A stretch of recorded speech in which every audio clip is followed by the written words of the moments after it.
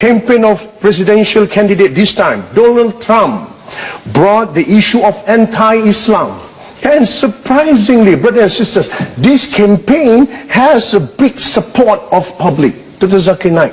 So, what do you think behind this phenomenon? What does it indicate? No, I believe that we find that anything which is popular, they do have enemies. Yeah. And Allah says in the Quran that every prophet had enemy, and Muhammad sallallahu alaihi wasallam, being the last prophet, will always have enemy. So I feel that people like Donald Trump, they prove the Quran right. Allah says in Surah Furqan chapter number 25 that there will be an enemy from Muhammad sallallahu alaihi wasallam. And since Muhammad sallallahu alaihi wasallam, his message is going to be till eternity, there are bound to be critics and enemies of Islam and of Prophet Muhammad. So these people are proving the Quran right, because in spite of all these things, Islam is spreading. Allah says in the Quran in Surah Imran chapter 3 verse 54, Allah says, Makaru makarallah wallahu khairul makirin. They plan and plotted, Allah too plan. Allah is the best of planner. If you see after 9/11, the media war on Islam and throughout the world, normally people should think that now Islam should perish, na'uzubillah. They cannot. But we find that more people want to know what kind of religion is this. And we find that in USA alone, in a span of about 9 months, after 9/11, 34,000 Americans accepted Islam. In Europe alone, in a span of 10 months after 9/11, more than 20,000 Europeans accepted Islam. So more they are trying to attack Islam, more Islam is spreading. I believe that such type of people, in the long run, it is benefit for Islam. People want to know what is this religion. And whenever people attack Islam, and you find that in the long run, it benefits Islam. All right.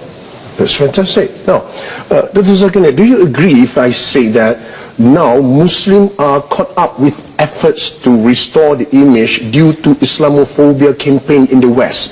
So because of this, they forget to promote noble values of Islam. Yes, I do agree with you. Yeah. Many a time we Muslims being emotional, we fall into the trap. For example, we know what happened in the Danish cartoons. Yeah, Danish. It is wrong what they did. We found that most of the Muslim organization, they left everything what they were doing and they were concentrating on that. They were protesting. Fine, we should protest. But that doesn't mean that we stop our activity. So if an organization was suppose doing 100 points work, they focus all their attention on replying to the Danish cartoon, and out of 100, they only do 5 points work. So imagine if all the organization do that, it will be a loss for the Muslim Ummah. What we require, there should be specialized organization to take care of this. And I've given a talk on this, how this should be dealt. What we do, we become emotional. Fine, we disagree with it. But don't become so emotional that whatever positive work you are doing, you also stop that. So if he is attacking Islam, we don't leave everything. You leave everything and you only go and reply to that. I mean, for example, as I told you earlier, that anyone, they're bound to be criticism on him. I mean, for example, if you go on the Google and if you type my name, there'll be about approximately 15 million websites which has my information.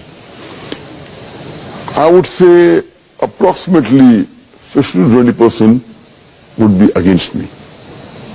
So when a person gets popular, there are bound to be enemies. Initially, I had a perception that when anyone gets popular, the percentage of enemy remains the same. For example, if there are 100 followers, then 1 is enemy. If you have 1,000 followers, then 10 is enemy. If you have 1,000,000 followers, then there will be 10,000 enemy. The 1% remains the same, or 2%, or 10%, or the percentage, it remains the same. But later on, I realized that it's not like that. If you see the seerah of the Prophet Muhammad sallallahu alaihi wasallam, when he started preaching Islam, initially he had 5 followers, no enemies. It became 50, 100, no enemies. When it started increasing, then the enemies started appearing.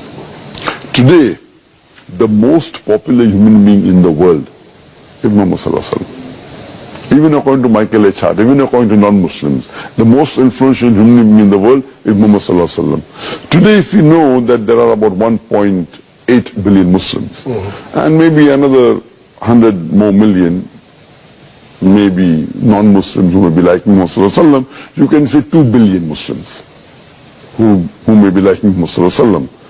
But those who are against Muhammad sallallahu alaihi wasallam will be more than 2 billion. Yeah.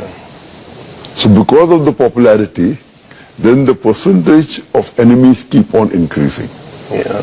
There's a question I read in our Facebook followers. They ask, how do you manage your emotion and your wisdom and your spiritual when there is some people hate you, say something bad about you?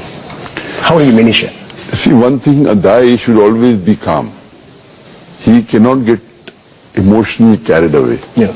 If somebody criticizes me or abuses me, if I retaliate emotionally, then I will not be following the Quran. Quran says in Surah Nahl chapter 16 verse 125, "Udu ila sabili rabbika bil-hikmah wal-mau'izati al-hasana wajadil billati hiya ahsan." Invite all to the way of thy Lord with wisdom and preaching, and argue with them and reason with them in the ways that are best most gracious. Allah also says in the Quran in Surah Fussilat chapter number 41 verse number 34 that it says that repel evil with good, and you will find that the person who hates you, he becomes your friend. Yeah. So repel the evil with good. So whenever anyone criticizes me, normally first, when there were very few criticism, we used to reply. Now, on the net, there will be about 2 to 3 million criticism. Yeah. Now, if I'm going to reply to 2 to 3 million criticism, I will not be able to go forward. I will spend the next 10 years replying. What I do, there are other people replying. They should do it. Yeah. No problem. What I tell my staff and my friends, that when anyone criticizes me, check if there is something in it for me to learn. I'm a human being. Yeah. I can make a mistake. So if there is something where I have really made a mistake, and if it is a positive criticism, I should change. I don't say I'm infallible. I'm a human being. So first I look in that criticism, is there something which is substance and something which is for me to improve?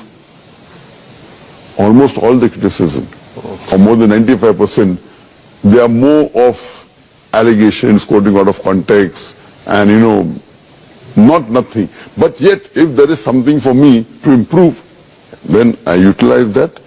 Because there's a saying that if someone throws bricks at you, use that brick to make your house. Yeah, correct. If someone throws a stone at you, raise yourself so high, the stone does not reach you. So therefore, I believe it is waste of time to answer to all these things.